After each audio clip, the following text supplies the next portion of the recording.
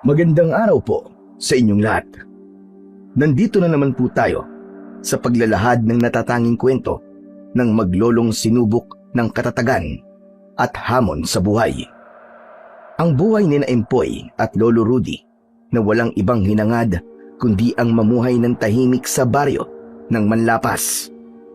Ngunit ang katahimikang inaasam ay hindi sa kanila ipinagkaloob, sapagkat ang tangi nilang hanap buhay ay unti-unting naglaho dahil sa mga magnanakaw na umubos sa kanilang mga alagang baboy.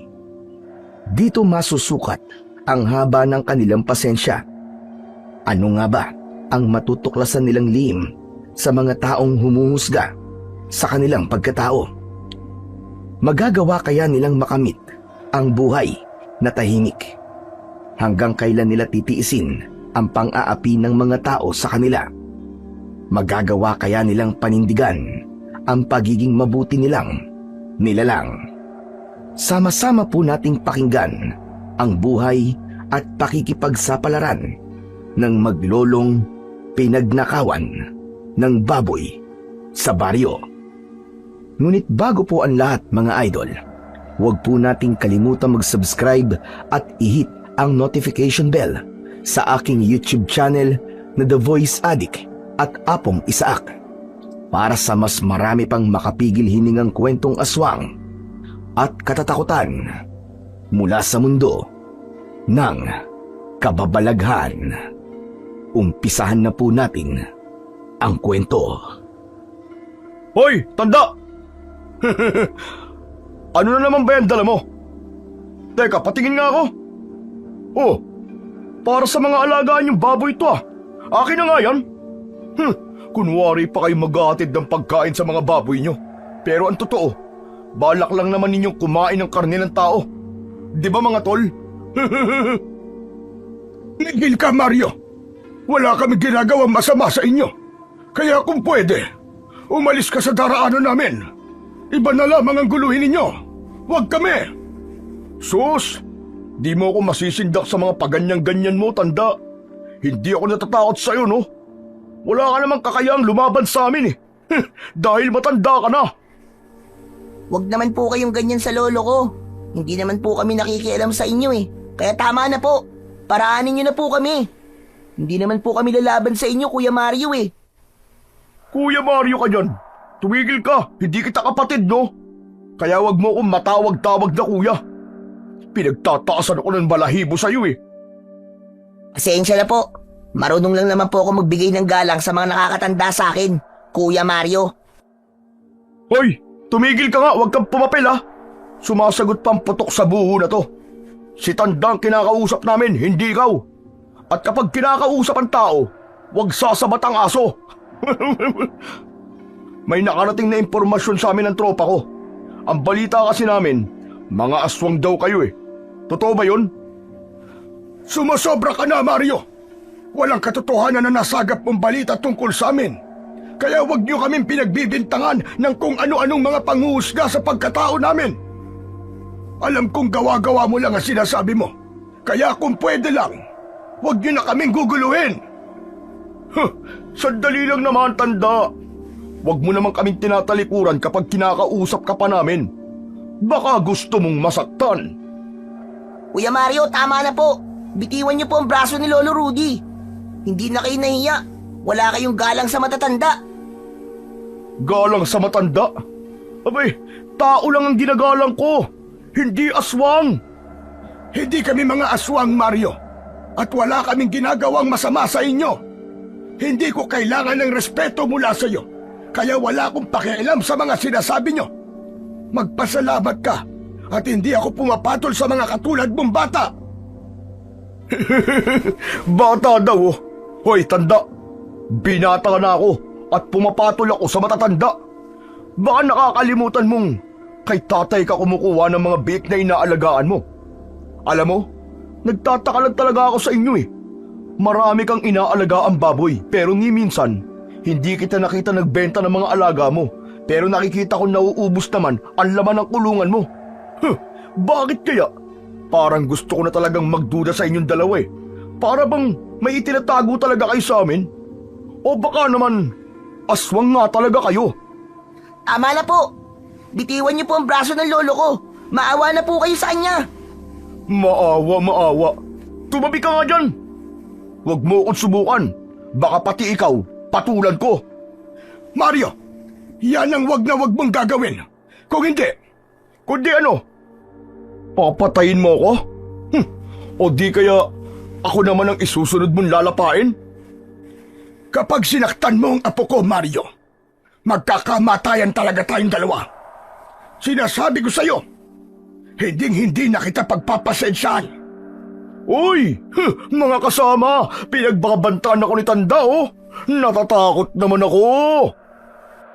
Nakuyom na lang nang may 10 taong gulang na si Empoy ang kanyang kamao, habang titig na titig sa tila ba ng aasar na binatang si Mario. Kasama ang 4 nitong mga kaibigan na tila nakikiisa sa madalas na pambubuli nito sa kanila. Kahit kailan ay hindi niya pa nakitang lumaban si Lolo Rudy o kahit ang magpakita man lang ng galit sa mga ito. Kaya naman, kinasanayan na ng mga magkakaibigan ang panggugulo sa kanila. Sa tuwing pumupunta sila sa kinaroroonan ng kulungan ng mga alaga nilang baboy, kung hindi sana sa batas na ipinatutupad sa baryo na bawal ang banlat o tangkal ng baboy, ay matagal na nilang inilipat ang kulungan. Ilalapit nila ito sa kanilang bahay upang maiwasan ang madalas na pagkawala ng kanilang mga alagang hayop. Kaya lang, bawal pa rin sa matanda ang amoy ng dumi ng hayop dahil madalas na itong sumpungin ng asma o hika. Sige na, apo. Halika na. Huwag mo na lamang silang pansinin. Lilipas din ang kanilang panggugulo sa atin. Naramdaman ni Empoy ang panlalamig ng kamay ng kanyang lolo na si Lolo Rudy. Umiwas na lamang ito sa mga binatang walang tigil sa pagsasayaw sa harap nila. Tila mga lasing na walang ibang ginawa kundi ang asarin ang matanda. Naramdaman ni Empoy ang pagmamadali sa paglalakad ni Lolo Rudy. Mabuti na lang at hindi na sila hinabol ng grupo ni Mario. Maya-maya pa ay nakarating na sila sa gitna ng kakahuyan. Isang malalim na buntong hininga ang narinig ni Empoy bago nagsalita si Lolo Rudy. Nakakapag-alala na ang mga taong yun, apo. Hindi na ako natutuwa sa madalas nilang panggugulo sa atin. Wala naman akong ginagawang kasalanan sa kanila para tayo ipagbintangan ng mga aswang. Ang inaalala ko, kapag ikaw naman ang ginulo nila, mas matatanggap ko kung ako lang. Huwag ka sana nilang idamay, apo. Lolo Rudy, baka naman po iniisip nilang aswang tayo dahil kumakain po tayo ng hilaw na karne ng baboy. Bakit po ba natin hindi niluluto ang karne ng baboy, Lolo? Ay, nakong bata ka, oo. Hindi ba't masarap naman ang lasa ng hilaw na karne ng baboy? Mas masarap sa pakiramdam ang kumain ng pagkain kinasanayan na nating kainin. Kung sa bagay naman po paborito ko naman po ang laman na malapit po sa hita ng baboy. Talagang masarap po kahit hindi nalutuin. Kaya alam po, Lolo Rudy, madalas po tayong pinagnanakawan ng mga alaga nating baboy. Kinakain din po ba nila yun ng hilaw? Apo, depende sa gusto nilang klase ng karne. Kung luto ba o hilaw ang gusto nilang kainin. Iba-iba naman ang panlasa ng tao. Malaya naman silang kumain ng hilaw na karne.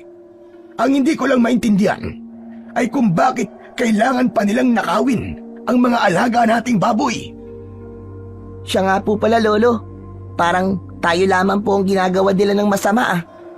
Paano na po tayo nito, Lolo Rudy, kapag naubos na po ang mga baboy natin na alaga? Saan na po tayo nito kukuha ng pagkain natin? Isang malalim na buntong hininga ang pinakawalan ni Lolo Rudy. Hindi nito sinagot ang tanong ni Empoy. Sa halip, nagpatuloy sa paglalakad ng matanda. Saglit namang natigilan si Empoy habang pinagmamasdan ang likod ni Lolo Rudy. Gusto niya itong tanungin kung bakit madalas siyang tawaging putok sa buho ng grupo ni Mario. Kahit alam niya kung ano ang ibig sabihin nun, ay gusto pa rin niyang malaman kung ano ang dahilan. Tanging si Lolo Rudy lamang ang makakasagot sa kanyang tanong. Kahit matagal niya nang naririnig ang salitang yun, ay hindi pa rin niya maiwasan ang hindi malungkot at masaktan. Nagulat na lamang siya sa pagtawag ni Lolo Rudy sa pangalan niya. Empoy, bakit nakatayo ka pa riyan? Abay, bilisan mo nang maglakad. Marami pa tayong gagawin. Opo, susunod na po, Lolo. Ang bilis niyo naman po kasing maglakad eh. Umingay ang ilalim ng talampakan ni Empoy nang humabol siya sa matanda. Mabilis siyang tumakbo papunta sa kinaroroonan ni Lolo Rudy. Nang maabutan niya ito, ay siya na ang nagdala ng isang timbang may laman na pagkain ng mga baboy. Mabuti na lang at kahit patpati ng katawan niya, ay kaya niyang magbuhat ng ganong kabigat. Napangiti na lamang si Lolo Rudy nang halos kapusin si Empoy sa paghinga, habang pilit na inaangat ang timba. Ngunit ang ngiting yun sa labi ni Lolo Rudy ay biglang naglaho. Nang tumambad sa kanilang harapan ang nasirang kulungan ng mga baboy, idagdag pa ang isang patay na biik na nakahandusay sa sementadong sahig ng kulungan.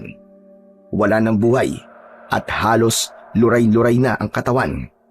Hindi kagad nakahakbang ng paa ang matanda. Tila nabigla din ito sa nadatnan. Kulang na lang ay magwala ito sa labis na pagkadismaya sa pagkawala ng mga alaga nilang mga baboy. Tanging ang isang alagang baboy na may sakit ang naiwan sa kulungan. Ang mga hayop na yon! Wala silang awa sa atin, Apo! Ninakaw na naman ang natitirang baboy natin! Diyos ko! Pangatlong beses na itong nangyayari sa atin. Hindi ko na alam ang gagawin ko. Bakit ba nangyayari sa atin ito? Lolo Rudy, minaon po kayo. Hindi ko rin po alam kung bakit po nila tayo ginaganito. Hindi na sila naawa sa inyo. Mga wala silang puso. Pati ang kaawa-awang big, pinatay po nila. Paano na po tayo ngayon?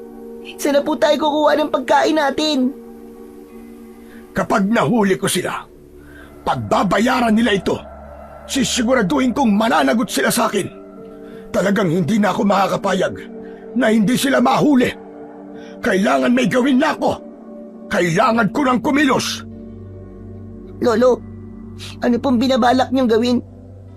Huwag niyo pong sabihin, gaganti po kayo. Oh, hindi ako gaganti. Kailangan lang na may gawin na tayo. Huhulihin natin kung sino ang namiminsala sa mga baboy ko. Nang sa ganon, mabigyan sila ng nararapat na parusa. Kaya lang, hindi ko may papangakong wala akong gagawing masama sa kanila. Sawang-sawa na ako sa pagtitimpi. Sinasagad talaga nila ang pasensya ko. Lolo, matagal na po nila tong ginagawa sa atin eh. At sobra na po to. Lalo na po, naubos na po ang ipon natin para sa pambili ng panibagong mga biik. Tulad na lang po ng bago niyong biling biik, dun po kay Mang Sendong. Pati po ito, pinatay po nila. Malungkot na nilapitan ni Lolo Rudy ang nakahigang biik sa sahig. Saka hinawakan at pinagmasdang mabuti. Kitang-kita nilang hindi yun sugat na nagmula sa talim o palo ng matigas na bagay. Dahil bakas sa ngipin sa katawan ng biik. Kaya naisip nilang baka marahil ay pinaglaruan na muna ang kaawa-awang baboy bago ito tuluyang pinatay. Napansin niya rin ang panginginig ng kamay ni Lolo Rudy habang inililipat ang baboy sa damuhan. Halata ang galit sa mukha ng matanda nang wala itong imik na nagdudukal sa lupa. Pagkatapos ay ipinakain nila ang dala nilang sagmaw sa nag-iisang baboy na natira sa kulungan. Magmula ng oras na yon ay hindi na narinig pa ni Empoy ang boses ng kanyang lolo hanggang makauwi sila sa kanilang bahay sa paanan ng bundok na malapit naman sa mga taong nakatira sa baryo ng Manlapas. Bawat lipasan nilang mga bahay ay nagsasara ng mga bintana at pintuan na parabang meron silang nakakahawang sakit. Sanay na si Empoy sa ganung pakikitungo sa mga tao sa kanila. Kaya hindi na rin siya nagulat kung walang gustong makipag-usap sa kanila at patuloy silang nilalayuan ng mga tao. Maya-maya pa ay napansin ni Empoy na lumampas na sila sa bahay nila. Diretsyong tinatahak ni Lolo Rudy ang daan patungo sa bahay ni Mang Sendong. Lolo Rudy, sandali lang po. Saan po ba tayo pupunta? Bakit po nilampasan lang po niyo ang bahay natin? Ngunit walang tugon na narinig si Empoy mula kay Lolo Rudy.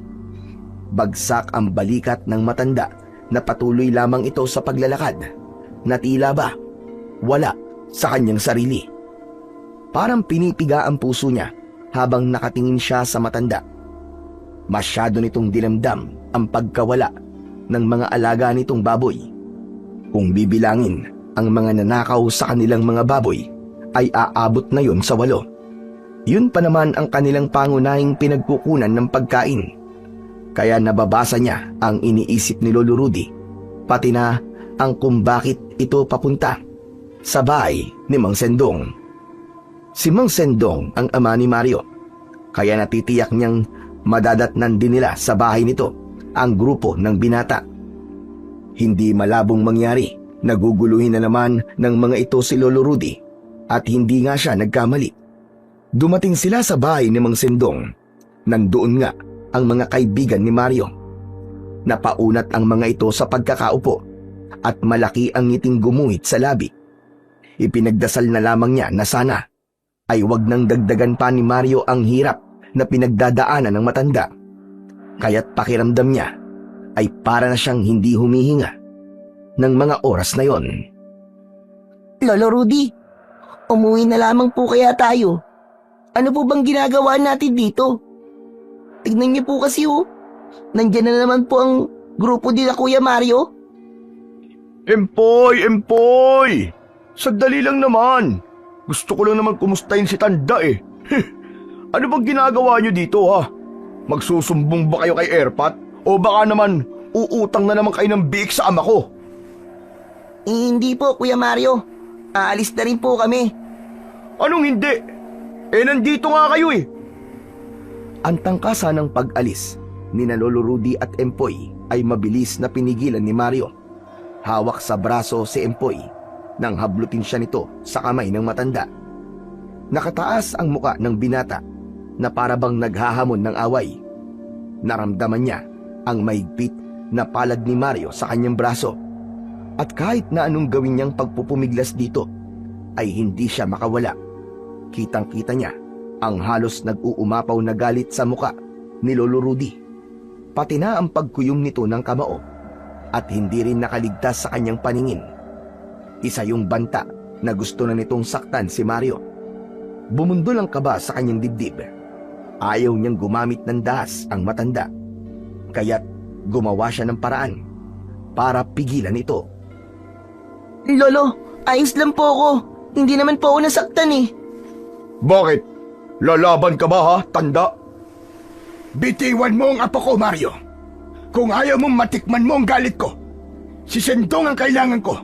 Siya ang gusto kong makausap. Tila napansin ni Mario na hindi nagbibiro ang matanda. Kaya naman, naramdaman ni Empoy ang unti-unting pagluwag ng kamay nito sa braso niya. Pagkatapos ay maangas naman na nilapitan ni Mario si Lolo Rudy. Bakas sa mukha ng matanda ang tinitimping galit para sa binata. Hindi mapakali si Empoy sa kanyang kinatatayuan, kaya't pumwesto siya sa pagitan ni Lolo Rudy at Mario. Tila siya ang nagsisilbing harang sa dalawang taong nagbabanggaan. May ginagawa pa si tatay eh. Sa akin mo na lang sabihin ang sasabihin mo. O ano sadya mo sa ama ko. Sige na, sabihin mo na, Tanda. Bakit ba kayo na parito? Ano kailangan nyo ha? Si Sendong lang ang gusto kong makausap at wala akong kailangan sa'yo. Kaya umalis ka sa harapan ko. Ninakaw ang mga baboy ko. Kung ayaw mong ibaling ko sa'yo ang galit ko, tumabi ka sa dadaanan ko. Aba, matapang ka na yata ngayon, Tanda. Nagtatanong lang naman ako ah. Sa tono ng pananalita mo, parang may tinutukoy ka sa mga nagnakaw sa baboy mo ah. Mukhang hindi ka na yata marunong matakot sa amin ah. Sino ba pinagmamalaki mo ha? Yang maputi mong buhok Hindi ako nakikipagbiruan sa iyo, Mario. Wala akong kinatatakutan at wala rin akong ipinagmamalaki. Wala rin akong tinutukoy sa mga magnanakaw na lumapastangan sa mga alaga ko. Sinasabi ko lang kung ano ang kaya kong gawin sa oras na mahuli ko ang mga hayop na yon. Hindi niyo pa ako lubusang nakikilala. Kaya pipiliin mong guguluhin mong buwisit ka. Hindi ako nakikipag-usap sa mga aso. Lalo na sa mga isip bata na katulad mo. Bakas sa muka ni Mario ang takot nang marinig nito ang sinabi ni Lolo Rudy. Nagulat ang binata sa pagdilim ng anyo ng matanda. At yun din ang kauna-unahang pagkakataon na narinig ni Empoy na sumagot ang matanda sa mayabang na binata.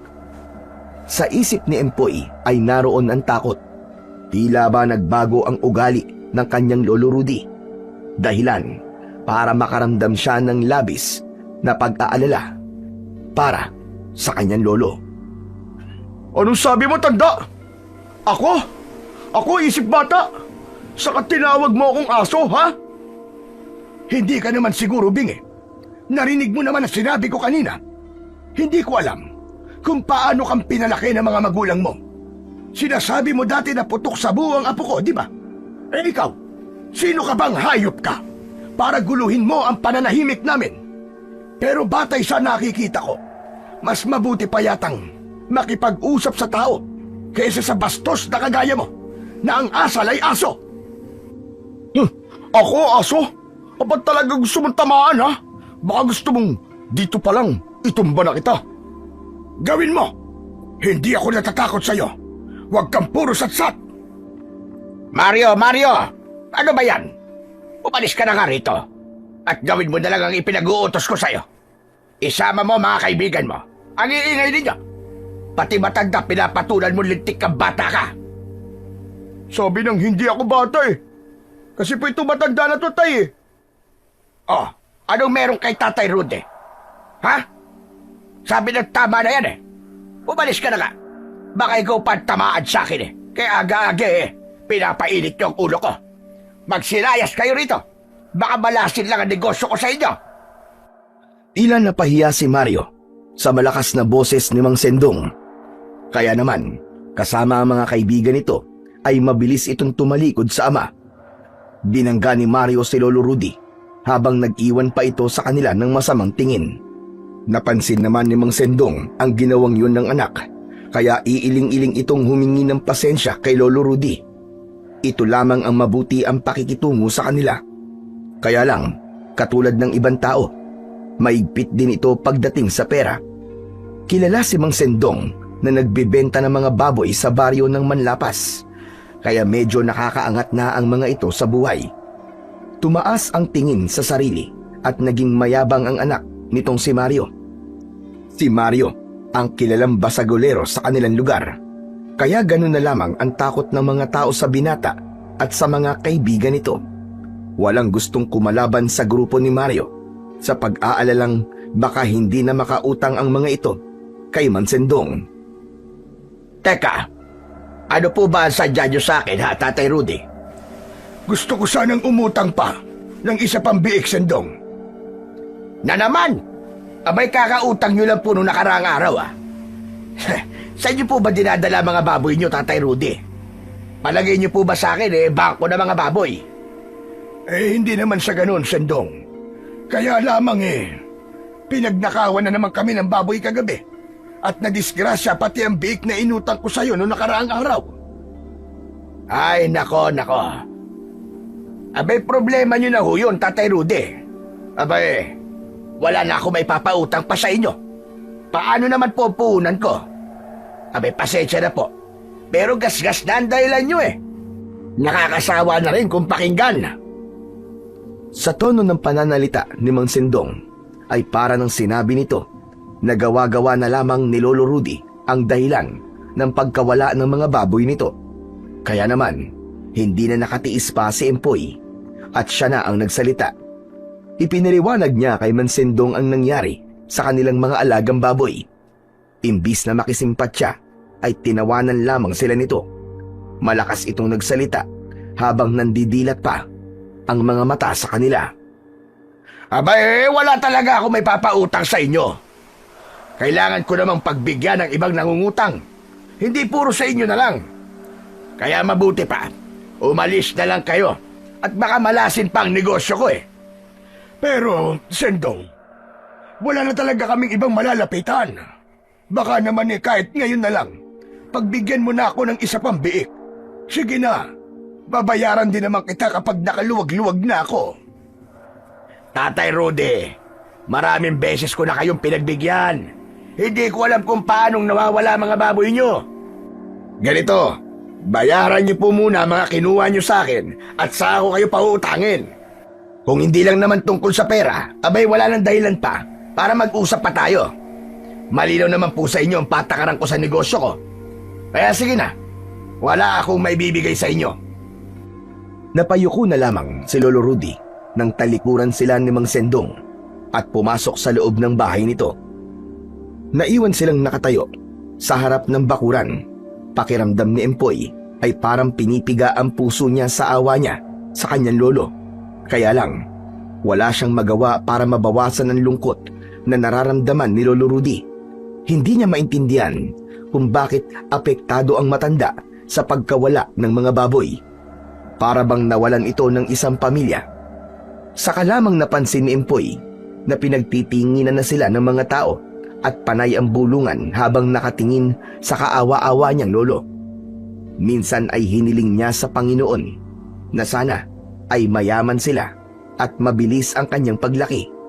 Nang sa ganon ay makahanap na siya ng trabaho at hindi na nila danasin ang ganong hirap ng buhay. Lolo Rudy, tara na po. Wala na po tayong magagawa. Ayaw po talaga ni Mang Sendong na pautangin tayo eh. Umuwi na lamang po tayo sa bahay at nang makapagpahinga na po muna kayo. Baka po atakihin na naman po kayo kasi ng asma nyo eh. Pasensya ka na talaga, Apo. Sinikap ko naman maging mabuting tao sa kanila. Nasasaktan lang talaga ako. Ano na lang ang ipapakain ko sa'yo? Para bang may ayaw na maging mabuting tao tayo? Diyos ko, tulungan niyo po kung huwag makagawa ng masama. Lolo, huwag niyo po sabihin yan. Huwag po kayo mawalan ng pag-asa. Pagsubok lang po ito ng Diyos sa atin. Saka, hindi po ito magiging dahilan para maging masamang tao tayo. Basta't wala po tayong inaargabyadong tao, sapat na po yun sa akin. Kaya Lolo, tara na po. Wala nang nagawa si Lolo Rudy kundi ang sumunod sa apo.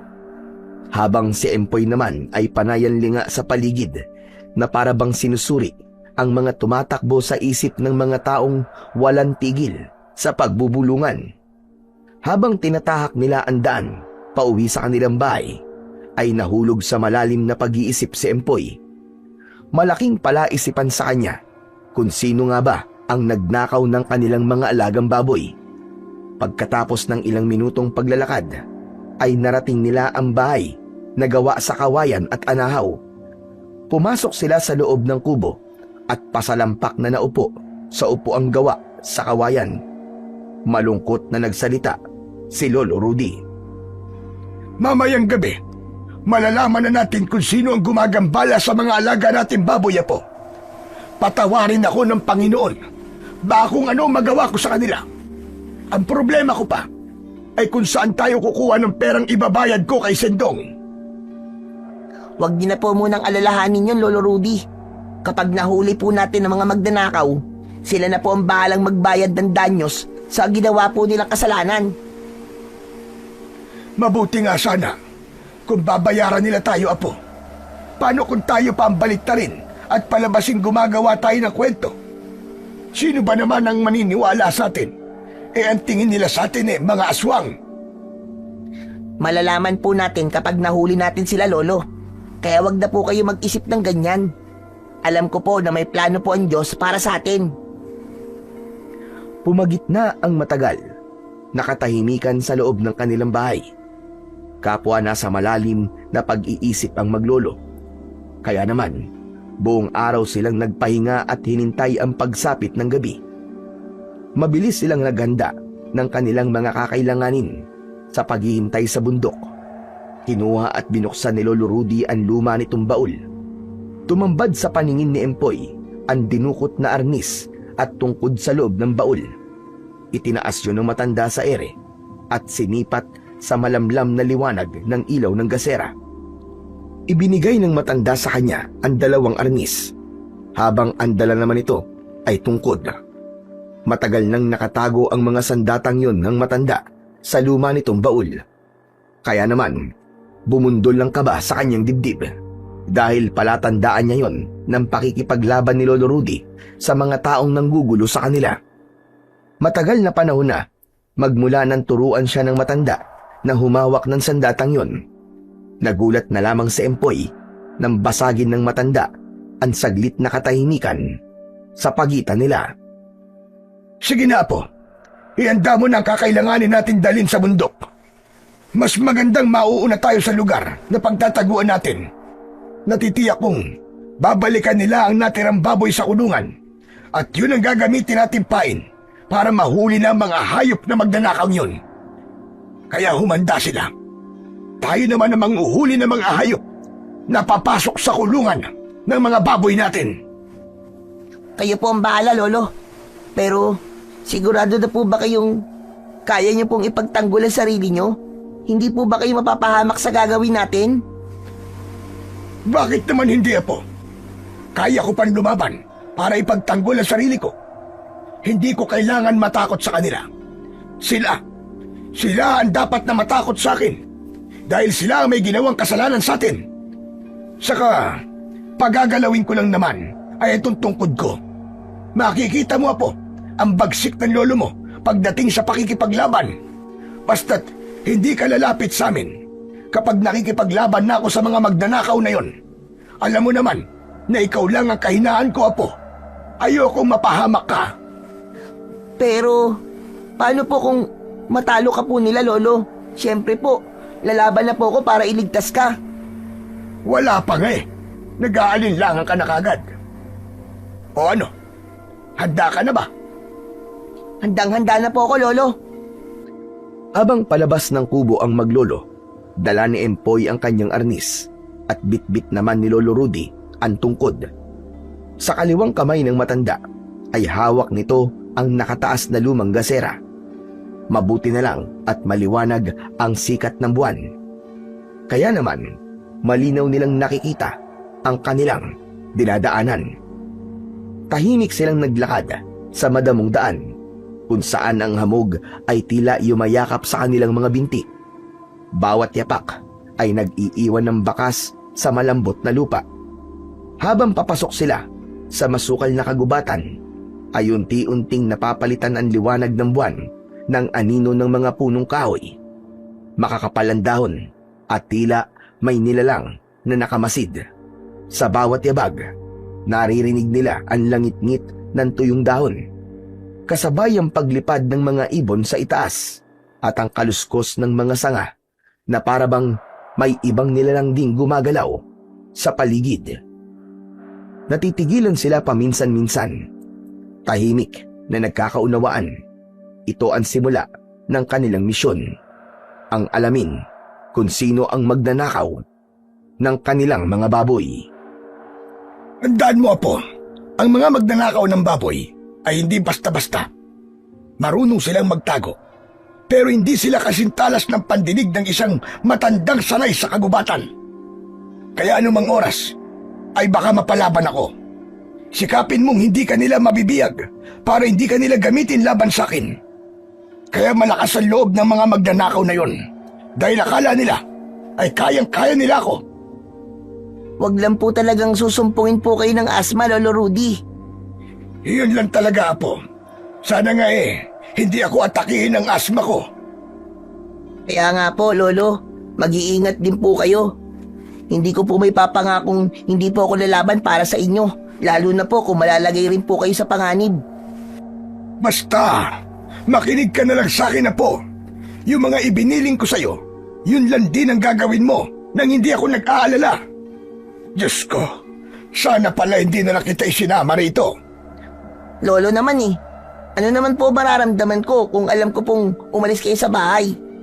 Hindi ko lang po kasi kayo maintindihan Ano na lang po ang gagawin ko sa mga arnis na to? Kung hindi ko naman po ito gagamitin para iligtas kayo. Kapag kailangan lang, Apo. Kapag kailangan lang. At malalagay ka sa alanganing sitwasyon, saka mo yang gamitin para ipagtanggol ang iyong sarili. Alam kong magagawa mo ang sinasabi ko. Sige na, huwag ka na munang maingay. Baka may makarinig pa sa atin. Maging alerto ka lang sa paligid.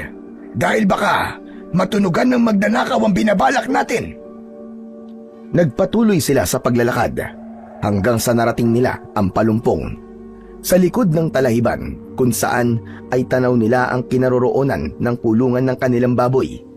Maingat silang humakbang papalapit sa kulungan na may malamlam na liwanag mula sa gaserang nakasabit sa poste nito.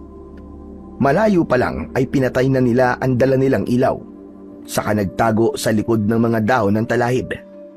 Nakasilip sila sa kinaroroonan ng nag-iisang baboy sa likod ng makakapal na dahon. Mahigpit ang kapit ni Empoy sa manggas ng damit ni Lolo Rudy. Tahimik silang nakaluhod sa damuhang bahagyang basa ng hamog sa gabi. Hindi nga nagtagal ay nahagip ng kanilang paningin ang 5 lalaking nakabaluktot habang naglalakad.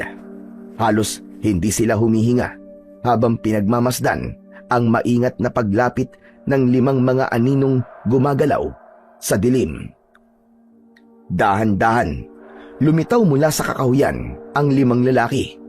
May mga takip ang muka at bitbit ang lubid at gulok. Pating kayad na lumalapit ang isa sa kulungan ng baboy, habang ang 2 lalaki ay panay ang lingon sa paligid, parang sinisiguro kung may nakamasid. Narinig ni Empoy ang ingay ng marahang pagbukas ng pinto sa likod ng kulungan. Dahan-dahang binubuksan gamit ang baluktot na alambre. Hawak ni Lolo Rudy ang tungkod, ay halos manginig ang kamay nito sa matinding galit. Hinintay nilang makapasok ang mga kawatan sa loob ng kulungan. Sinipat ni Empoy ang isang lalaking nakatayo na tila pamilyar sa kanyang paningin. Ngunit hindi niya matandaan kung saan niya ito nakita. Hinawakan niya ang kamay ni Lolo Rudy para pigilan ito, na tila gusto nang magpakita sa magnanakaw para bigyan kagad ng leksyon.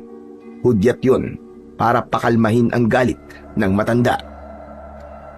Marami ang magnanakaw at nag-aalala si Empoy na baka matalo sila sa laban, o di kaya naman ay sila pa ang mapatay ng mga magnanakaw.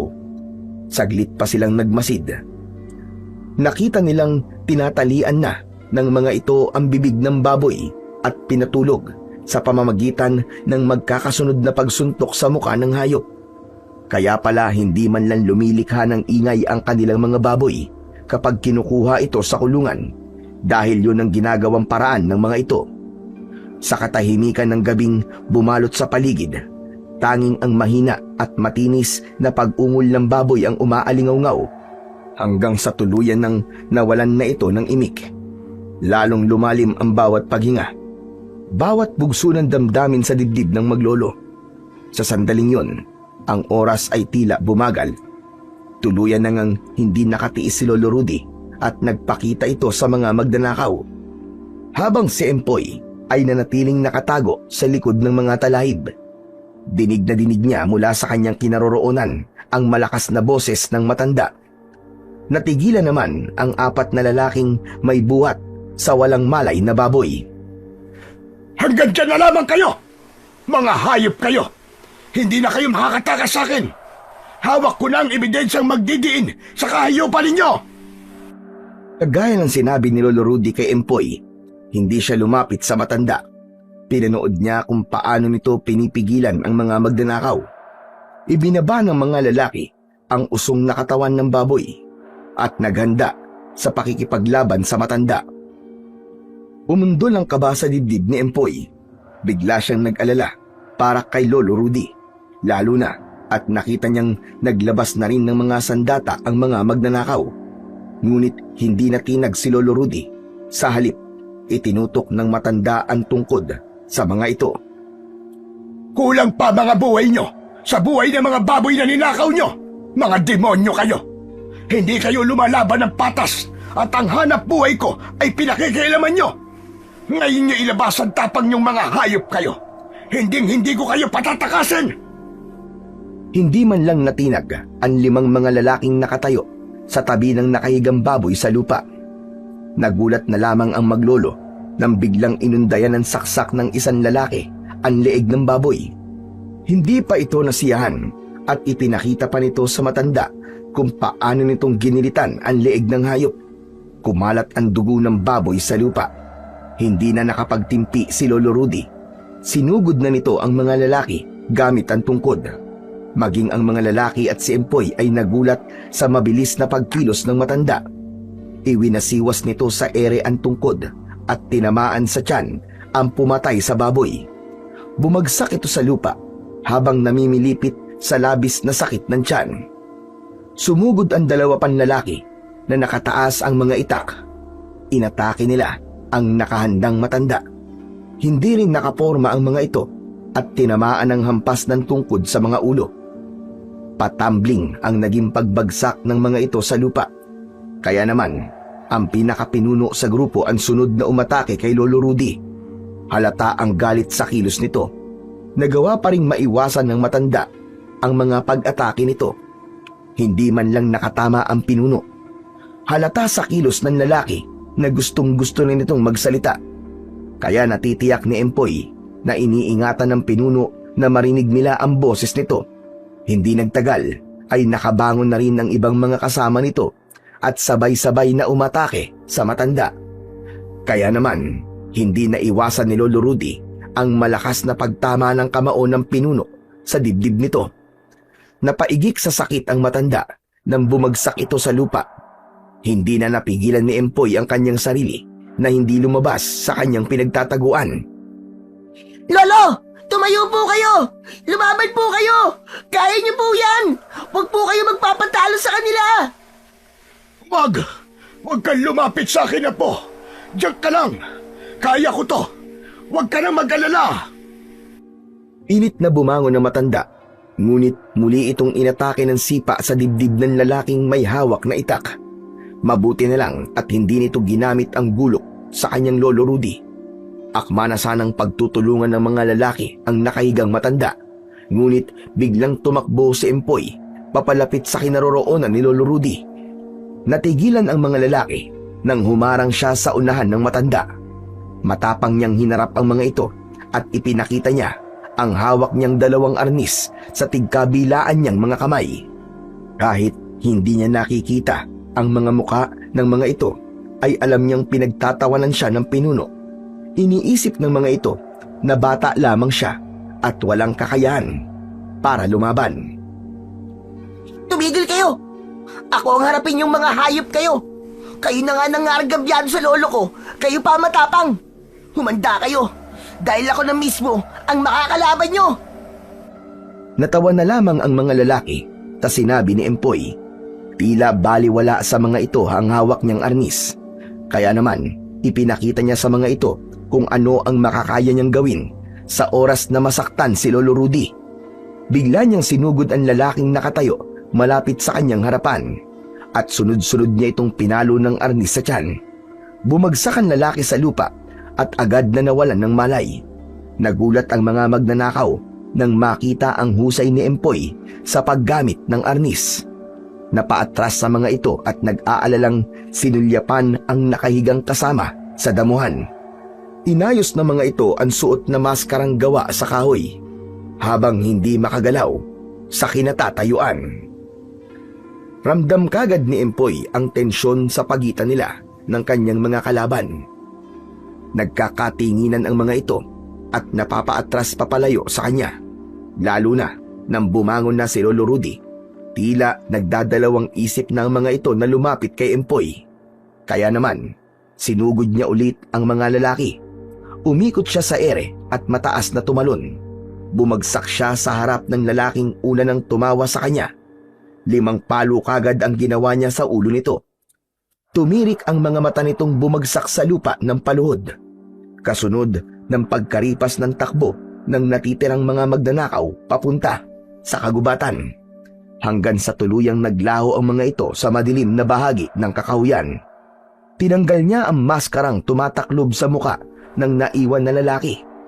Tumambad sa kanilang paningin ang muka ng magnanakaw. Kilala nila ito dahil ito ang kaibigan ni Mario. Gulat na gulat sina Lolo Rudy at Empoy sa kanilang mga natuklasan. Lolo, hindi po ba't kasamaan po to ni Kuya Mario? Bakit nandito po ang kaibigan niya?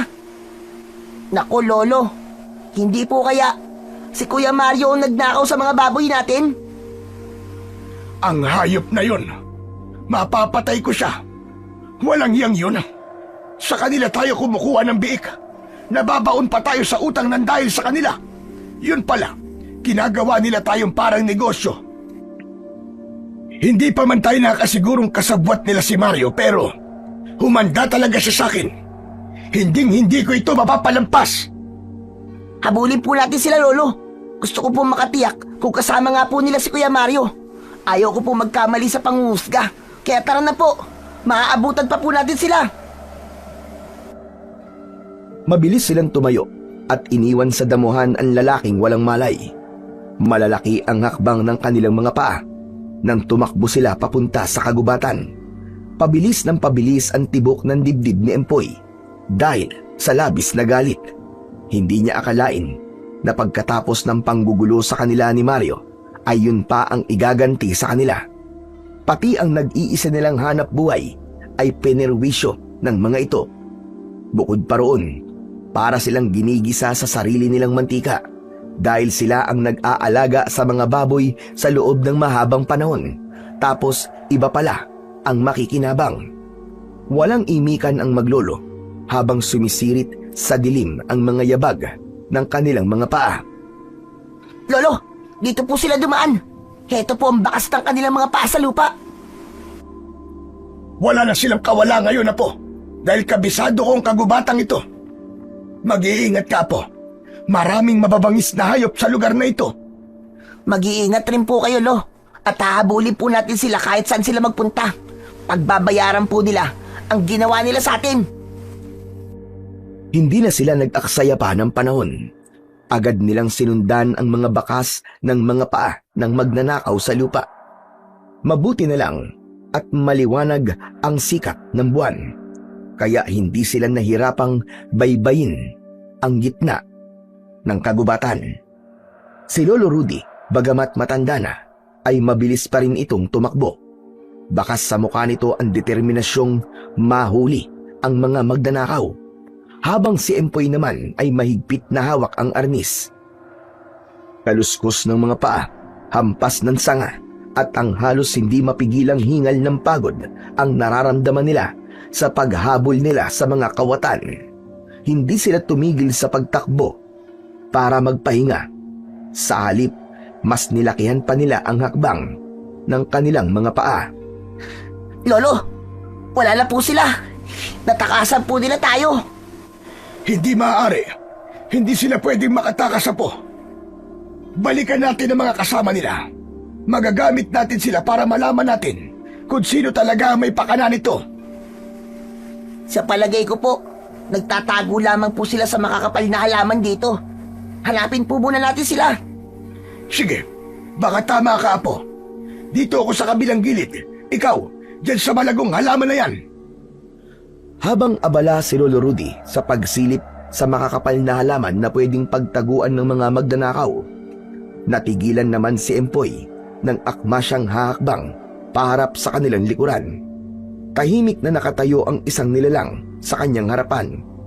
Tumutulo ang malapot nitong laway habang nakangisi. Tila hindi rin napapansin ni Lolo Rudy ang presensya ng nilalang sa paligid. Alam ni Empoy na aswang ang nasa kanyang harapan dahil dati na silang nakakita ng mga ganong uri ng nilalang. Natutuyo na ang kulay lupa nitong balat at ang mga mata ay pulang-pula na parabang nagbabagang apoy. Habol ang hininga nitong umaangil na tila pinag-aaralan kung paano sila nitong aatakihin.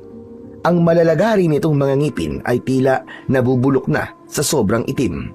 Mahaba ang payat nitong mga braso, kagaya ng braso ng bagong dating nitong mga kasama. Napaatras ng hakbang si Empoy papalapit kay Lolo Rudy habang hindi niya inaalis ang paningin sa mga aswang. Ang mga kuko ng nilalang ay singhaba ng itak.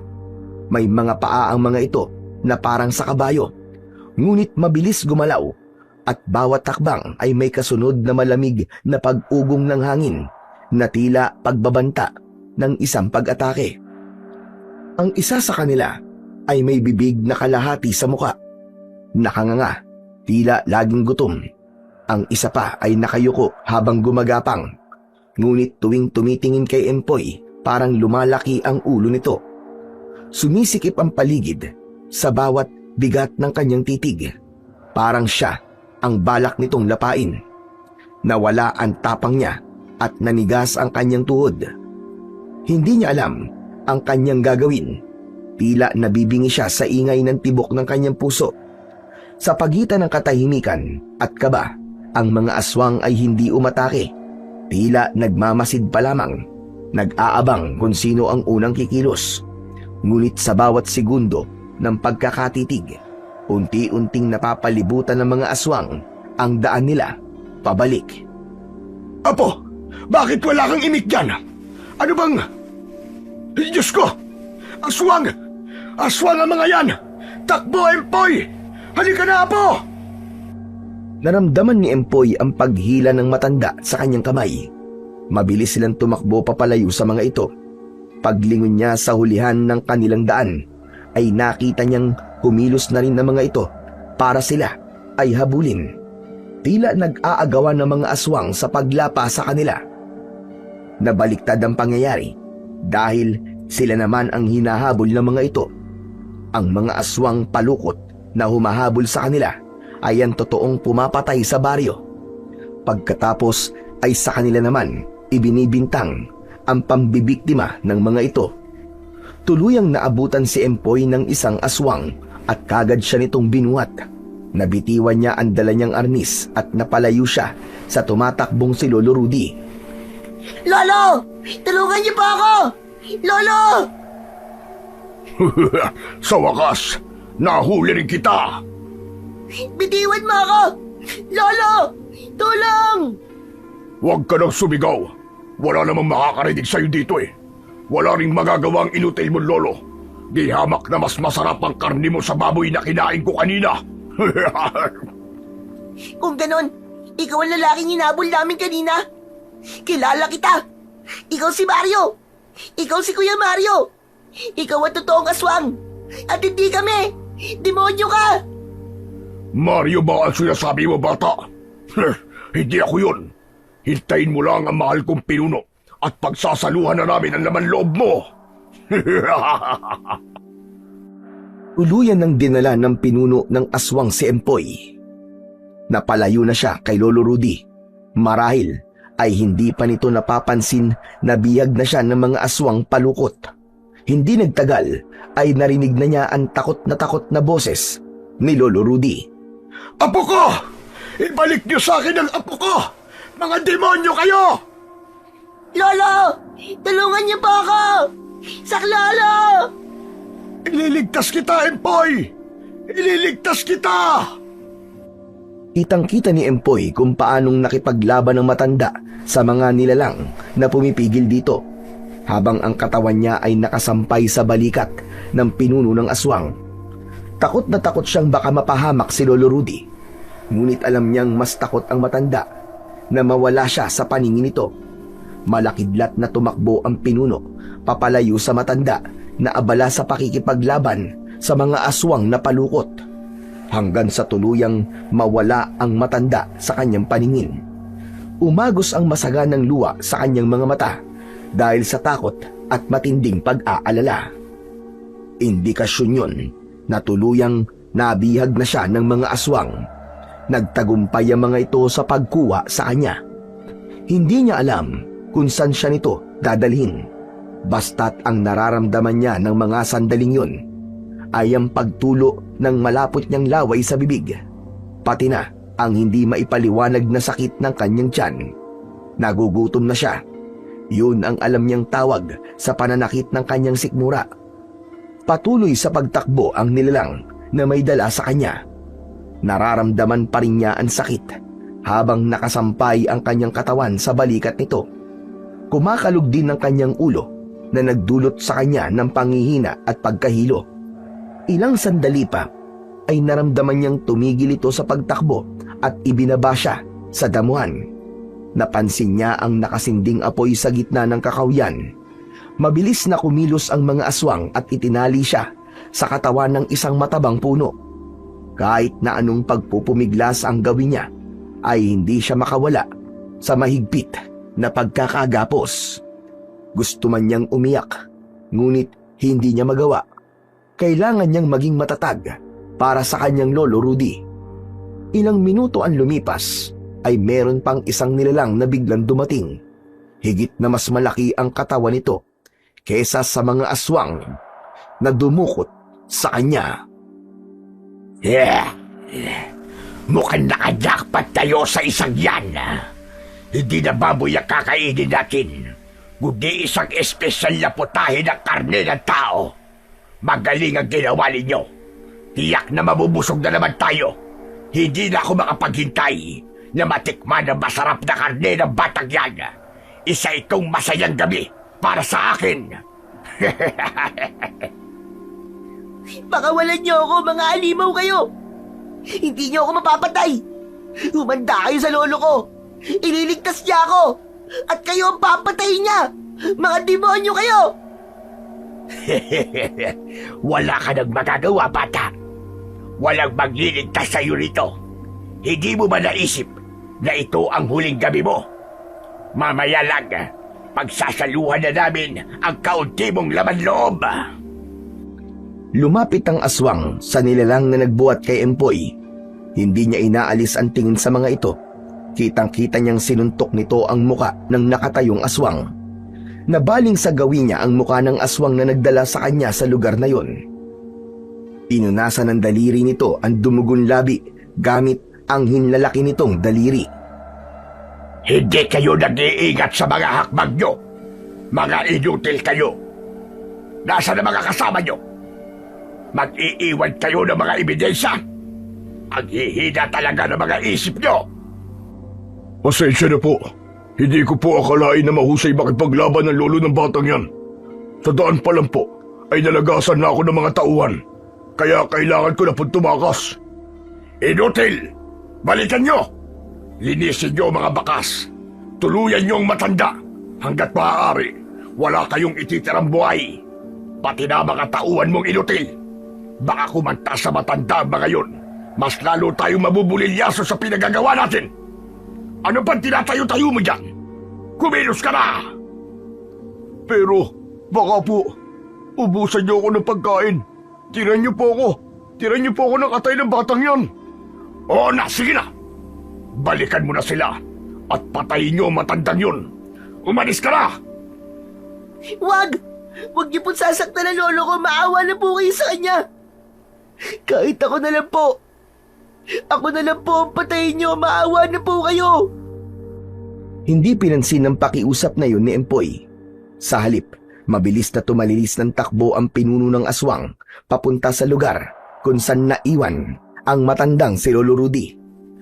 Abot langit ang pagdadasal niya na sana ay makaligtas ang matanda at walang mangyaring masama rito. Bumundol ang kaba sa kanyang dibdib dahil sa labis na pag-aalala. Maya-maya pa ay yumuko ang nilalang sa kanyang harapan at tinitigan siya nito ng matalim. Kahit hindi ka makiusap, talagang papatayin kita dahil nagugutom na kami. Pero matandang nakikialam sa mga gawa namin. Siya ang mauunang mamatay sa inyong dalawa. Hindi! Hindi niyo magagawa sa amin to! Pakawalan niyo ako rito! Pakawalan niyo ako! Huwag ka nang magpumiglas. Wala ka nang magagawa. Nakikita mo ba mga kasama ko? Lahat sila nakaabang sa karne mo. Kaya kapag nakatakas ka, mag-aagawa ng mga yan sa paghabol sa'yo. Wala silang ititira sa katawan mo. Lahat ay kakainin nila. Pati ang mga buto mo, hindi nila palalampasin. Kaya mag-isip ka. Samantalahin mo ang oras na buhay ka pa. Nakalang napansin ni Empoy ang mga aswang na nakapalibot sa kanya. Habang ang malakas na apoy sa gitna nila ang nagsisilbing ilaw sa lugar na yon, umalingasaw ang amoy ng nabubulok na laman ng hayop, at sa paglingon niya sa kanyang likuran ay doon niya napansin ang mga nagkalat na buto ng mga baboy. Hindi siya maaaring magkamali. Kilala niya ang mga balahibo ng kanilang alagang baboy. Nanginig ang kanyang katawan dahil sa galit, habang tinitiis pa rin ang sakit ng kanyang tiyan. Ang ganon, kayo pala talaga ang nagnakaw sa baboy namin ni Lolo Rudy. Para gawin yung pagkain. Sino ba talaga kayo? Bakit nyo ginagawa ito sa amin? Wala nang dahilan pa para makilala mo pa kami. Dahil mamamatay ka rin naman. Isa pa, wala naman kaming mahanap na pagkain. Kaya ikaw na lamang ang lalantakan namin. Napaunat sa pagtayo ang aswang nang biglang dumating si Lolo Rudy. Maging ang ibang mga nilalang ay napalayo sa matanda. May mga dugo ang tungkod nito habang dala ang arnis ni Empoy. Humihingal itong nakabuka ang paa na handang lumaban sa mga aswang. Buong tapang na nagsalita si Lolo Rudy. Nanginginig ang labi nito sa galit. Pakawalan niyo ang apo ko! Kung ayaw niyong mamatay at malantad sa lahat kung ano ang totoo niyong pagkatao. Sinikap namin maging mabuting nilalang, ngunit talagang hinahamon niyo ako. Hindi niyo nakikilala ang batang binihag ninyo! Lolo, ano po ba yun? Ano po pinagsasabi niyo? Patawarin mo ako, apo. Pero kailangan natin makatakas sa mga aswang na yan. Maya-maya pa ay dumating na rin ang ibang mga nilalang na umalis kanina. Pinalibutan ng mga ito ang nakatayong matanda. Mabilis ang pag-atake ng mga ito kay Lolo Rudy, ngunit bawat paglapit ay mabilis naman na naiiwasan ng matanda ang mga kalmot at kagat ng aswang sa katawan nito. Huwag nyo nang patagalin! Tapusin nyo na ang matandang yan, mga buwisit kayo! Nakarating pambuhay ang matandang yan! Mga inutil talaga kayo! Takot na takot si Empoy habang nakikitang nakikipaglaban ang kanyang Lolo Rudy sa mga aswang palukot. Nahagip ng kanyang mga mata ang pagkagat ng isang aswang sa balikat nito. Bumulwak ang dugo sa balikat ng matanda. Napasigaw si Empoy dahil sa labis na pag-aalala, lalo na nang maulit ang pagkagat ng mga aswang sa braso naman ni Lolo Rudy. Isang enerhiyang may malakas na puwersa ang gumapang sa kanyang buong katawan. Walang kahirap-hirap na natanggal ni Empoy ang lubid na nakagapos sa kanyang mga kamay. Nagulat ang lahat sa ginawang yun ni Empoy, kaya sa kanya nabaling ang atensyon ng mga ito. Samantalang si Lolo Rudy ay biglang umalulong na parang isang asong lobo. Pinunit ng matanda ang pang-itaas nitong damit, saka binitiwan ng tungkod at arnis. Nalilito ang mga kalaban kung sino ang uunahing lalapitan at titignan. Bakas sa mga mukha ng mga ito ang pagkabigla. Kasabay rin ng kakaibang pakiramdam ng katawan ni Empoy. Kitang-kita niya ang paghaba ng kuko niya sa kanyang mga daliri. Ganon din ang pagtubo ng kulay abo niyang balahibo sa balat. Napansin niyang tila nagbago ang kulay ng kanyang mga mata. Isang mapusyaw na dilaw na mas luminaw ang kanyang paningin. Habang si Lolo Rudy ay tuluyan ng nagbago ang anyo. Isang mataas na taong lobo ang tumambad sa paningin ng mga aswang, habang si Empoy ay malakidlat na kumilos. Inatake niya lahat ng makita niyang nakatayo sa palibot ng matanda. Kagat sa iba't ibang parte ng katawan ng mga aswang ang natanggap nila sa matalim at matalas na pangil ni Empoy. Diyos ko po, tay! Aswang din sila kagaya natin! Hindi sila mga basta-bastang aswang lang. Hindi ko akalain na nandito rin pala sila. Sila ang mataas na uri ng aswang na kayang pumatay ng kapwa nila aswang. Delikado tayo rito. Mapapatay nila tayo. Kailangan nating umatras. Yeah! Saan kayo pupunta? Hindi pa ako tapos sa inyo! Ipinakita ni Empoy ang pagkain niya sa nilalang na nasa ilalim ng kanyang paanan. Binutas niya ang leeg ng kalaban sa pamamagitan ng kanyang matutulis na kuko. Nabuwat niya ang katawan ng aswang palukot at mula sa harap ng mga ito, malakas niyang binali ang katawan ng alagad nito. Kahit na ang damdamin niya ay umaapoy sa galit dahil hindi niya akalaing may lahi rin pala silang aswang ni Lolo Rudy. Tila sa mga ito niya ibinuhos ang labis na pagkabigla tungkol sa kanyang pagkatao. Parang nagbabagang apoy ang dilaw na mga mata ni Empoy dahil sa labis na galit sa mga aswang. Hindi pa siya nasiyahan.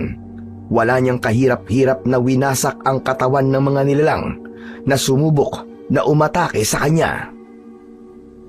Kung ganun, lalaban na kami kaysa ang maranasan ng kalupitan mong hayop ka! Ako ang harapin mo! Hindi kita uurungang halimaw ka! Nagsalpukan ng dalawang matandang nilalang sa gitna. Nagpambuno ang mga ito, lakas sa lakas, tapang sa tapang. Walang gustong magpanalo. Labanan ng bangis hanggang sa matira ang matibay. Habang si Empoy naman ay hinarap ang aswang na bumiyag sa kanya at nagdala sa lugar na yon. Tayo naman ang magharap na hayop ka. Hindi magtatagal ay mapapatay rin kita. Tama na, Satsat! Hindi ako makakapayag na talunin ng isang batang kagaya mo! Mas mabangis ako kaysa sa'yo! Hindi namin kayo patatakasin. At ito na ang magiging huling gabi nyo sa kagubatang ito. Dito ko kayo ililibing. Nagkakamali ka dahil sisiguraduhin namin pagkatapos ito, mababalitaan ng lahat ang tungkol sa totoo niyong pagkatao. Yun ay kung mabubuhay pa kayo pagkatapos nito. Naunang sumugod ang aswang na palukot kay Empoy. Sinalubong niya ng kamao ang kalmot nito. Naramdaman niya ang malakas na enerhiyang bumabalot sa kanyang katawan. Higit na mas malakas siya sa puwersa ng kalaban. Saka lang siya natigilan nang maramdaman ng likod ni Lolo Rudy sa kanyang likuran. Magkadikit ang kanilang likod na hinarap ang kanilang kalaban. Huwag na kayong magkunwari. Kilala ko na kayo. Kaya pala ayaw mo kong tantanan para hindi ko isipin na kayo pala ang nakikinabang sa mga baboy namin. Alam kong ikaw yan, Mario! Bakit tanda? Sa palagay mo ba ay makakaligtas pa kayo rito? Hindi ako natatakot sa inyo. Isa kayong mahinang nilalang para sa amin. Tuluyang nagsalpukan ng pag-atake ang apat na mga aswang. Labanan ng lakas, tapang sa tapang at talino kung paanong mapapatumba ang mga kalaban. Nagulat sila sa malakas na katawan ni Empoy. Siya mismo ang umatake sa aswang na si Mario. Hinukay niya ang tiyan nito sa pamamagitan ng matalas niyang mga kuko. Umalingaw-ngaw ang malakas niyang alulong sa katahimikan ng gabi habang patuloy ang pag-atake sa nakahigang si Mario. Umatras ang pinakapinuno ng mga aswang palukot. Bakas ang takot sa mukha nito. Pagmasdan mo ngayon kung ano ang gagawin ko sa aswang na to. Ganito rin ang gagawin ko sa oras na magkaharap tayong dalawa. Isang malakas na pagtarak ng kanyang kuko ang ginawa niya sa dibdib ng nakahigang aswang na si Mario. Dinukot niya ang puso nito at walang awa niyang nilantakan sa harap ng pinuno ng kanyang mga kalaban. Napaatras ang aswang at hindi makapaniwala sa ginawa ng batang si Empoy. Sinubukan itong umatake sa kanya, subalit tinamaan lang ito ng kanyang mahabang kuko sa dibdib. Kaya naman, bumalik lang ito sa dating kinatatayuan at nanginig ang katawan dahil sa labis na takot. Si Lolo Rudy ay natulala dahil sa ginawa ni Empoy, lalo na nang muli niyang binalingan ng aswang sa kanyang harapan. Tinuluyan niya ng pinatay ang aswang na si Mario. Dahil doon, nagkaroon ng pagkakataon ng pinuno ng aswang para sana ay atakihin si Empoy. Hinampas siya ng malalaking kuko na agad naman niyang sinalubong ng kanyang kamao. Biglang lumabas ang dila ng aswang. Pumulupot yon sa braso ng taong lobo na si Empoy. Ngunit hindi siya nito maiangat. Hindi nito kaya ang kanyang lakas. Tila napaso pa nga ito sa kanyang mga balahibo sa katawan. Sinubukan itong hilahin, ngunit kinagat niya ito ng matalim niyang pangil. Kaya naman bumagsak ito sa lupa at malaki ang hakbang ng paa na lumayo sa kanya. Hindi ako matatakot sa'yo. Kayo ang nagsimula nito. Ngayon, mag-isa ka na lang. Wala ka ng lakas para lumaban sa akin. Pinatay ko na ang kasama mong si Mario. Binuwat niya ang katawan ng aswang na nakahiga sa lupa at nakita niyang unti-unting nagbago ang anyo nito. Hindi nga siya nagkamali. Si Mario ang nilalang na napatay niya. Si Mario rin ang magnanakaw ng kanilang alagang baboy. Humakbang siyang papalapit sa natitigilang pinuno ng mga aswang. Kapag umiyak ang aswang ay iisipin niyang ito ang ama ni Mario. Ngunit hindi niya nakitang nag-alala ang mukha nito. Sa halip, malakidlat pa itong tumakbo at tumakas papalayo sa kanya. Ibinagsak niya sa lupa ang walang buhay na si Mario at matalim ang tingin na napasulyap siya kay Lolo Rudy na hindi na nakagalaw sa kinatatayuan. Tila nabigla ito sa nagawa niya. Bakas sa mga mata nito ang takot, lalo na nang bumalik na siya sa dati niyang anyo. Saka lang din nagbago ang anyo ni Lolo Rudy. Hindi ito makatingin sa kanya. Halata ang pag-iwas nito na pag-usapan nila ang nangyari kay Empoy. Naglakad si Lolo Rudy na walang imik habang nakasunod ang naguguluhang si Empoy. Nilinisan nila ang lugar na yon. Tinahak nila ang daan papunta sa kanilang bahay. Dala ang maraming katanungan sa isip ni Empoy. Nanginginig siya sa galit habang pinagmamasdan ng likod ng matanda. Nanlalabo ang kanyang paningin dahil sa mga luwang pumapatak sa kanyang mga mata.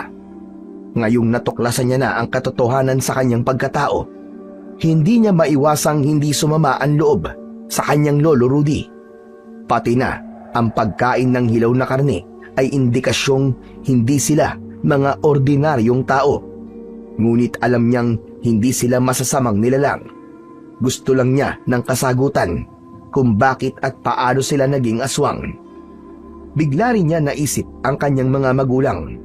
Idagdag pa ang alalahanin sa isang aswang na nakatakas na maaaring magbigay ng banta sa kanilang mga buhay. Hindi na malaya ni Empoy kung paano silang nakarating sa bahay. Ngunit hindi pa man sila tuluyang nakakapasok ay nagtanong na siya sa matanda. Bakas ang galit sa kanyang boses. Bakit po kayo nagsinungaling sa akin, Lolo Rudy? Bakit hindi niyo po sinabing aswang tayo? Dahil hindi ko akalain na malalagay tayo sa panganib, Apo, at malalantad sa iyo ang totoo nating anyo. Patawarin mo ko, Apo. Hindi ko sinasadyang masaktan ka ng dahil doon. Pero iniligtas lang kita. Ipinagtanggol ko lang ang mga buhay natin. Kung hindi natin yung ginawa, tayo ang papatayin nila.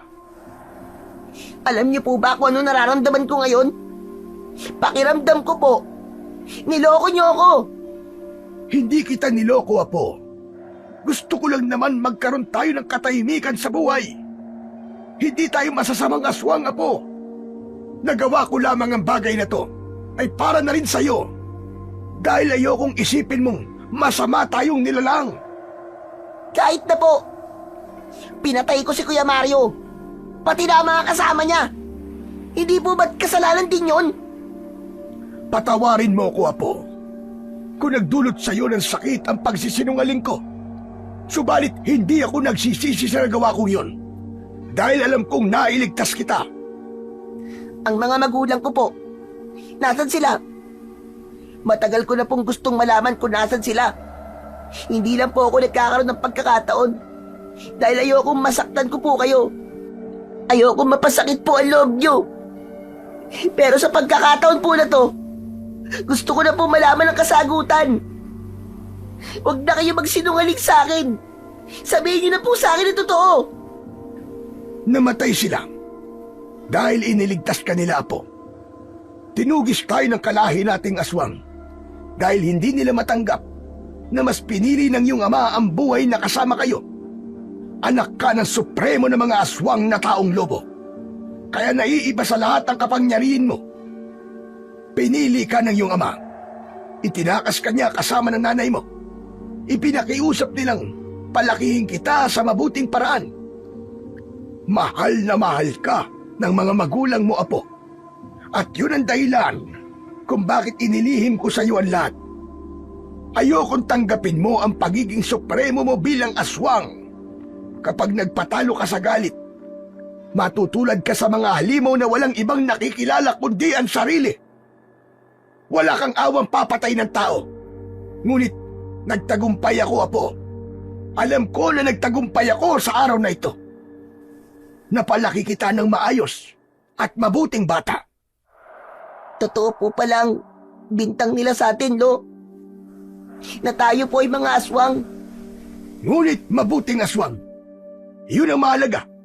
Para tilihin mong maging mabuting bata, Empoy. Sa kauna-unang pagkakataon, nakaramdam si Empoy ng halong galit at pagmamahal.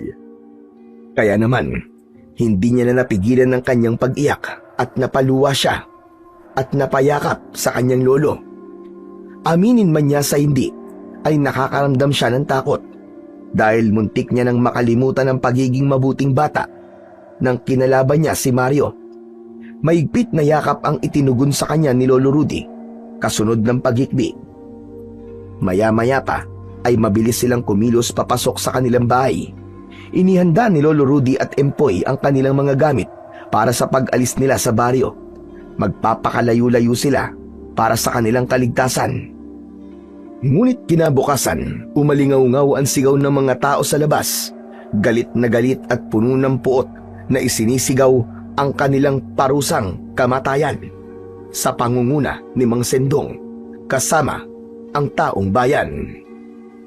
Lolo, nagkakagulo na po sa labas. Huwag kang matakot sa kanila, Apo. Haharapin natin sila.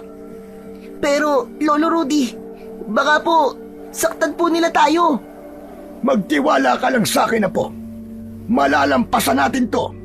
Basta lagi mong tatandaan ang mga sinabi ko. Manatili kang mabuting nilalang. Kahit na anong mangyari, ay iiwas na lang tayo sa kanila. Tutali, paalis na rin naman tayo sa baryong to. Nakahanda na ba ang mga gamit mo? Opo, Lolo, kagabi pa po. Binuksan nila ang pintuan at tumambad sa kanilang paningin ang mga taong sumisigaw habang nakataas ang mga kamay. Nakalatag sa lupa ang mga nag-anyong tao na nakasagupa nila kagabi. Si Mang Sendong ang nangunang sumisigaw. Naikalat na nito sa buong baryo ang tungkol sa lihim nila at ang mga sugat nito sa katawan ang ginamit na patunay na ito ay inatake rin ng aswang. Naniningkit ang mga mata ni Lolo Rudy dahil sa labis na galit. Lalong-lalo na si Empoy dahil sigurado na siyang si Mang Sendong ang aswang na nakataka sa kanila. Inunahan sila nito sa pagsusumbong sa taong bayan para lumabas na ang anak nitong si Mario ay biktima ng aswang. Alam ko na ngayon, ikaw pala ang aswang na hayop ka! Mga kasama, pagmasdan nyo ang dalawang yan. Kitang-kita ko kung paano nila pinatay ang anak ko. Pati na ang anak nyo. Kailangan nilang pagbayaran ito. Hindi! Wala po kaming kasalanan. Si Mang Sendong po, aswang din po siyang kagaya namin. Pero kami, mabuti po kaming aswang. Siya po ang totoong pumapatay sa mga tao. Mga kasama, huwag kayo maniwala sa magyolo na to. Matagal na nila tayo niloloko. Nilinin lang nila tayo. Ikaw ang mapanlin lang, kaya tumigil ka na, Mang Sendong. Mga kasama, ang mga nakalatag po na bangkay dito ay mga aswang po. Maniwala po kayo sa akin. Hindi kami masamang aswang. Tama ang sinabi ng apo ko. Ang taong nasa harap nyo, siya ang totoong halimaw. Ginagawa nila kayong pagkain para mabuhay. Ako ang pakinggan nyo, mga kasama. Magagawa ko bang paslangin ang sarili kong anak? Pati ang mga kaibigan niya. Isipin nyo ngayon. Ilan nakuha ni Mang Sendong ang simpatya ng mga tao at agad ang mga ito na sumugod sa kanila. Inuna ng mga tao ang pagsira sa kanilang bahay habang ang pagkakangisi ni Mang Sendong ay umabot na halos sa tenga nito. Mabilis na tumakbo ang maglolo papunta sa kagubatan. Kailangan nilang makalayo sa mga galit na mga tao. Habulin sila! Huwag niyong hahayaang makatakas! Patayin ang mga hayop na aswang na yan! Narinig pa nila ang malakas na boses ni Mang Sendong Habang hinahabol sila ng mga tao, umalingaw-ngaw ang ingay ng mga ito habang pilit silang hinaharangan ng mga hawak nitong mga kahoy. Ang iba naman ay mga bato na hindi tumatama sa kanilang katawan. Mabilis ang tibok ng puso ni Empoy. Nag-aalala siyang baka maabutan sila ng mga tao at pagtulungan silang patayin. Ang hangin sa kagubatan ay naging mabigat. Hindi dahil sa panghihina, kundi dahil sa takot. Habang umiingay ang mga yapak sa likuran nila, hinila ni Lolo Rudy ang kamay ni Empoy paliko sa isang makipot na daan sa pagitan ng dalawang higanting mga puno. Halos kapusin sila ng hininga sa kagustuhan nilang makatakas. Tumutulo ang kanilang pawis sa kanilang noo, hindi dahil sa pagod, kundi sa bigat ng katotohanang sila ay tinutugis ng sariling mga kababaryo. Sa likuran nila, maririnig ang pagsigaw ng mga taong naghahanap sa kanila. Huwag niyo silang patatakasin! Mga halimaw ang maglolong yon! Patayin sila! Lumingon si Empoy sa hulihan ng kanilang daan. Kita niya pa rin ang nagkakagulong mga tao sa paghabol sa kanila. Bakas sa mukha ng mga ito ang dilim ng anyo na puno ng galit, takot at pagkabulag sa katotohanan. Minsang nadudulas si Empoy sa kanilang pagtakbo, ngunit agad siyang inaalalayan ni Lolo Rudy para muling makatayo. Humawak ka mabuti sa akin, Apo. Hinding-hindi tayo magpapaabot sa kanila. Patutunayan nating hindi tayo masamang aswang. Pero Lo, pagod na po ako. Konting tiis na lang. Malapit na tayong makatawid sa kabilang tulay. Lumusot sila sa matarik na kanal, ngunit hindi sila tumigil habang papalapit sila sa hangganan ng kagubatan para papunta sa kabilang baryo. Sa kanila naramdaman ang pagtahimik ng paligid. Wala na ang kaluskos ng yabag ng paa ng mga tao. Wala na rin ang sigawan ng taong bayan. Kaya naman, nakahinga sila ng maluwag nang makita nilang tuluyan na silang nakalayo sa paghabol ng mga tao. Sa kaliwa, Apo. Bilisan mo! Lolo, nakakalayo na po tayo sa kanila. Ligtas na po tayo. Kahit alam na nilang wala na ang mga taong humahabol sa kanila, ay patuloy lang sila sa pagtakbo, papalayo sa dati nilang baryo. Habol hiningang nagmamadali ang maglolo na tinatahak ang mabatong daan paakyat sa burol. Sa likuran nila ay ang baryong unti-unting lumiliit sa kanilang paningin. Malakas ang paghampas ng hangin habang inaakyat nila ang burol hanggang sa tuktok nito. Pagkarating nila sa itaas ng burol ay tumambad sa kanilang paningin ang isang abandonadong lumang kubo. Gawa yun sa kugon at kawayan. Nababalutan yun ng mga damong ligaw. Ang bubong nito ay bahagyang nasira, gawa ng malakas na hangin. Ang dingding nito ay kupas na, ngunit pwede pang tirhan kahit papano para sa kanilang maglolo. Isa itong kanlungan upang pansamantalang makahanap ng kanilang tirahan. Pagpasok nila sa loob ng kubo ay tumambad sa kanilang paningin ang lumang katre na gawa sa kawayan. Agad na isinara ni Lolo Rudy ang pinto gamit ang isang lumang tabla. Si Empoy naman ay dahan-dahang naupo sa gilid ng katre. Hawak-hawak ang arnis na nakalapat sa kanyang dibdib. Dito na muna tayo, Apo. Sa palagay ko naman walang nakatira rito. Hindi nila tayo masusundan dito. Maganda po rito, Lolo. Sariwa po ang hangin at tahimik po ang paligid.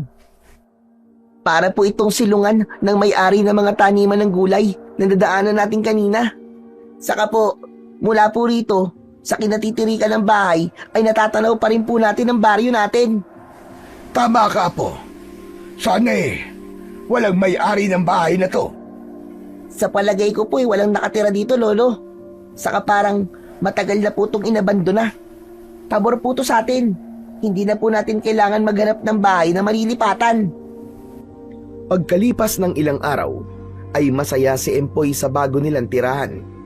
Madalas siyang tumatambay sa labas ng kubong kanilang tinutuluyan.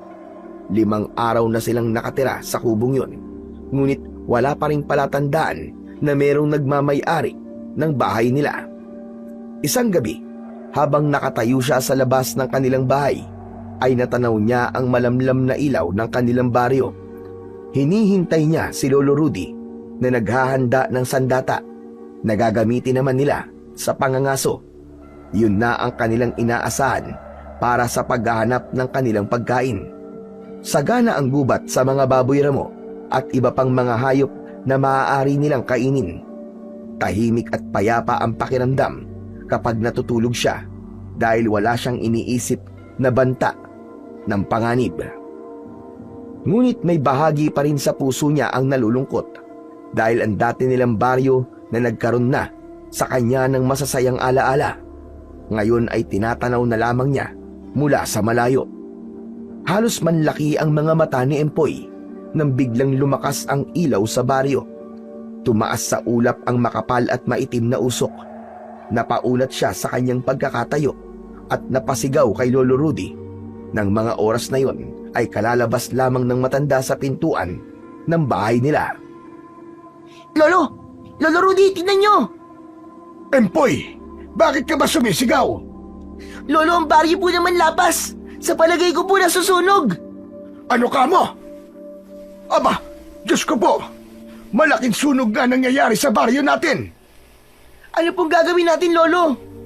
Pero masyadong mapanganib ba po kung pupuntahan natin sila? Lo, hindi ko po kayang manood na lamang po dito habang nasusunog po ang mga bahay nila. Paano po kung may mga nakulong sa loob ng bahay nila? Lolo, kailangan po nila ng tulong natin. Pagkakataon na rin po natin para mapatunayan sa kanilang lahat na mabuti po tayong aswang. Tama ka po. Hindi ko rin naman kayang tiisin na makitang nasusunog ang kanilang tirahan. Pero Lolo, malayo po ang baryo sa kinatatayuan natin ngayon. Paano po tayo doon makakarating na mas mabilis? Kakailanganin natin magbago ng anyo para magamit natin ang bilis sa pagtakbo. Sa ganung paraan, 10 minuto o 15 minuto lang ang palilipasin ay magagawa na nating makarating doon. Dahan-dahan nilang sinimulan ang pag-iipon ng lakas para sa pagbabago ng kanilang anyo. Sa ilalim ng bilog na buwan ay unti-unting gumapang ang pagbabago. Hindi maras, kundi tila pagtugon sa tawag na matagal nang nakaimbak sa kanilang mga dugo. Si Lolo Rudy ang unang nagbago ang anyo. Ang mga mata nito ay kumislap sa liwanag ng buwan at ang puti nito ay bahagyang naging mapusyaw na kulay dilaw. Kasabay ng pag-alulong nito sa katahimikan ng gabi, habang si Empoy naman ay humigpit ang hawak sa silyang gawa sa uway. Unti-unting lumapad ang kanyang balikat, napunit ang bahagi ng damit habang ang kanyang likod ay bahagyang yumuko.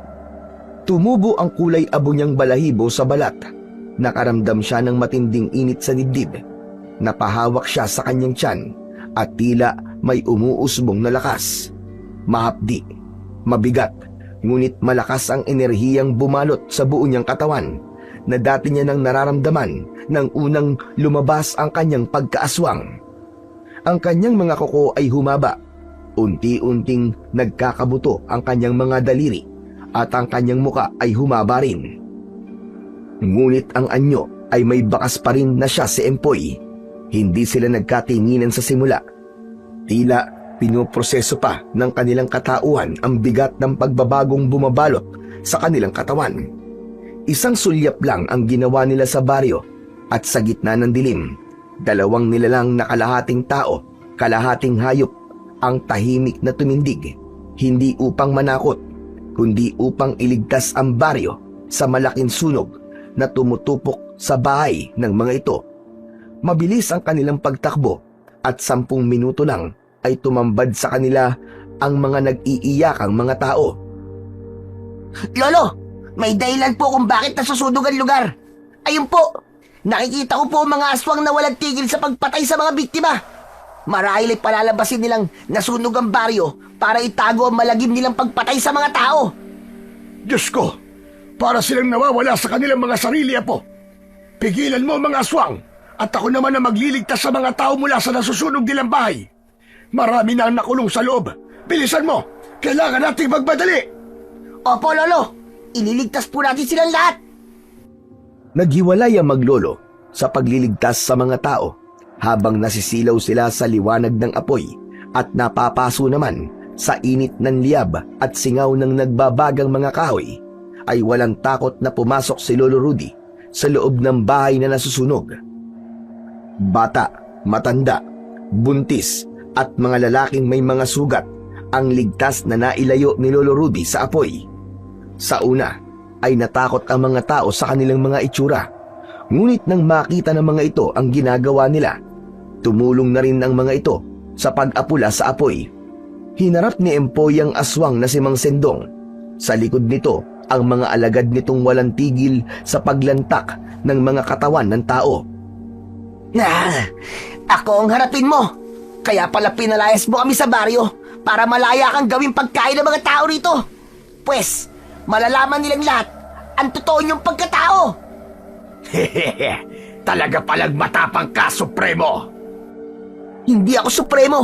Isa lang akong hamak na batang tatapos sa pag-aasik niyo ng lagim. Pinatay mo ang anak ko. Kaya nararapat lang na pagbayaran mo ang buhay na kinuha mo sa akin. Dudurugin kita sa mga kamay ko, kagaya ng ginawa mo sa anak ko. Katapusin mo na! Hindi mangyayari yan dahil ikaw ang isusunod ko sa anak mo. Malakas na salpukan sa gitna ng dalawang nilalang ang nagpatigil sa umiiyak na mga tao. Tumayo at nanood ang mga ito sa paglalaban sa pagitan ng aswang palukot at taong lobo. Tumulong na rin si Lolo Rudy at nakipagpambuno sila sa mga alagad ni Mang Sendong. Mataas ang talon ni Empoy nang sumugod siya kay Mang Sendong gamit ang kanyang arnis. Tinamaan niya ito ng kanyang sandata sa ulo, kaya't pasadsad itong bumagsak sa lupa. Saka naman niya hinarap ang mga alagad nito sa tulong ni Lolo Rudy. Ibinaon niya ang kanyang kuko sa katawan ng bawat sumusugod na aswang na palukot. Si Lolo Rudy naman ay tinulungan ng mga tao sa pag-atake sa mga kalaban. Walang awang pinagpapapalo ng mga tao ang alagad ni Mang Sendong habang umuungol sa sakit. Muling bumangon si Mang Sendong at hinarap si Empoy. Ilang beses na tumba si Empoy sa lupa dahil mas malakas sa kanya ang aswang palukot. Kaya lang, hindi pa pala niya lubusang nailalabas ang pagiging supremo niya. Isang malakas na alulong ang ginawa ni Empoy. Sa isang iglap, ang kanyang tenga at balahibo sa kanyang katawan ay tila naging talim. Sinubukan ng aswang palukot na tumakas, subalit naharangan na ito ng mga tao. Kaya naman, wala na itong naging paraan kundi ang harapin siya at labanan ng tagisan ng lakas. Mabibigat ang hakbang ng kanyang paa na sinugod niya ang aswang. Naiiwasan niya ang bawat pag-atake nito at bakas sa galaw ng katawan ng kalaban ang takot. Sisingilin ka lang ngayon ng mga kasalanan mong hayop ka.